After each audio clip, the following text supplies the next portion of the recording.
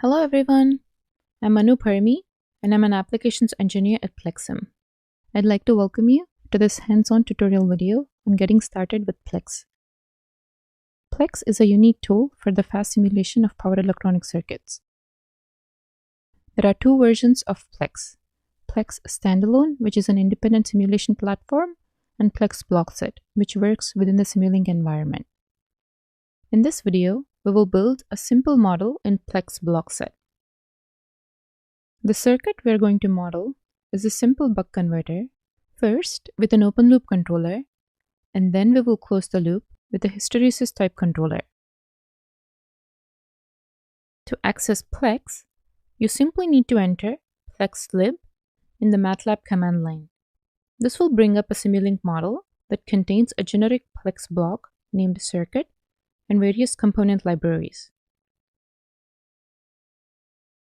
In the libraries, you will find electrical components from which you can create your own circuits. Alternatively, you may access the PLECS toolbox by opening it in the Simulink library browser. To enter the circuit in PLECS, we must first open a new Simulink model. We then drag and drop the yellow PLECS circuit block from the PLECS library directly into the white Simulink model window. In many ways, a PLECS circuit block behaves just like a regular Simulink subsystem and is treated natively by the Simulink solvers. A double click on the PLECS block will open an empty yellow schematic window with a menu bar quite like that of a Simulink window. The components required for the electrical circuit must be copied into this window from the PLECS component libraries.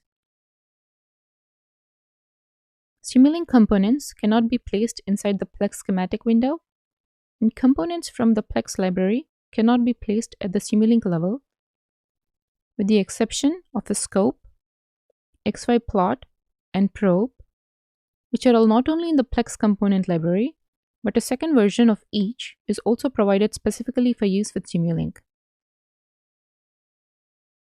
The electrical components that we need for the buck converter can be found under the PLECS electrical library in the sub-libraries called sources, meters, passive components, and power semiconductors.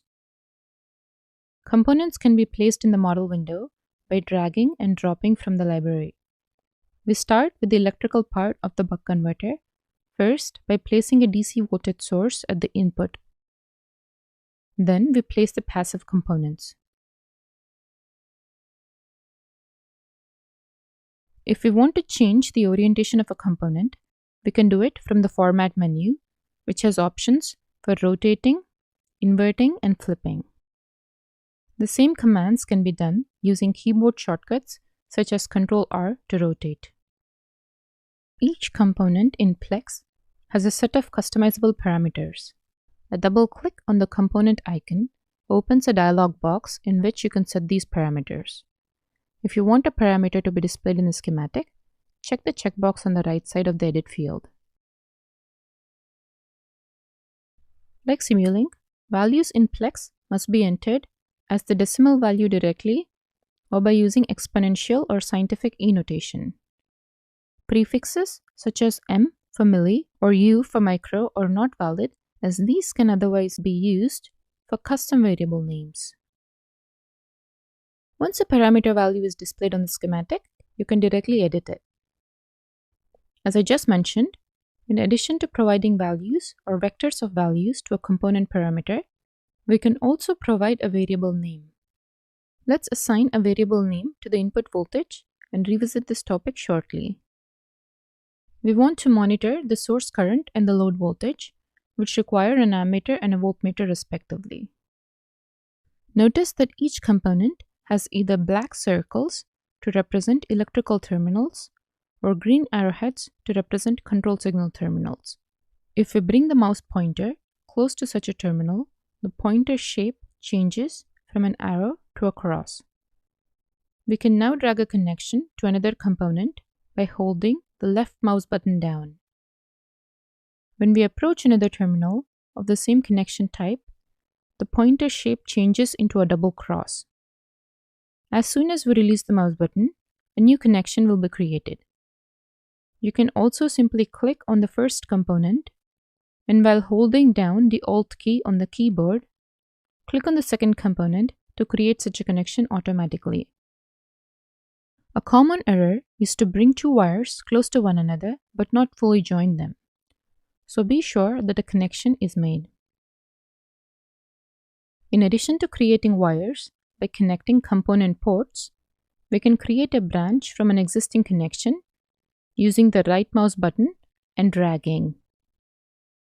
These black lines now represent electrical connections and can be thought of as wires carrying currents.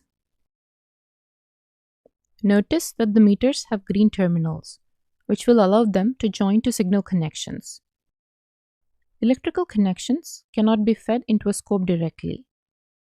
You must always use a volt or an ammeter to convert the electrical quantities into a signal first. Or you can simply use a PLECS Pro block either in PLECS or in Simulink. To associate a component with the PLECS Pro block in PLECS, drag the PLECS component of interest onto it in the schematic and release your mouse once an arrow appears. You can also drag the component of interest into the probe editor window.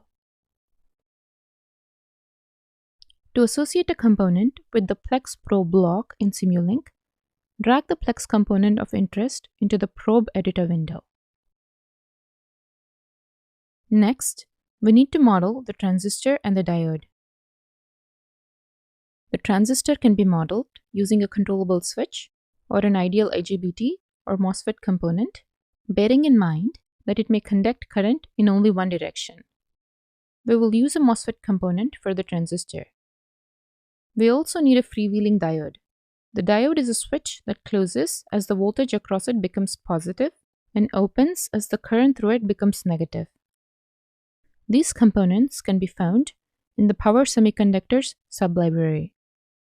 All components in this sublibrary are based on ideal switches that have zero on resistance and infinite off resistance.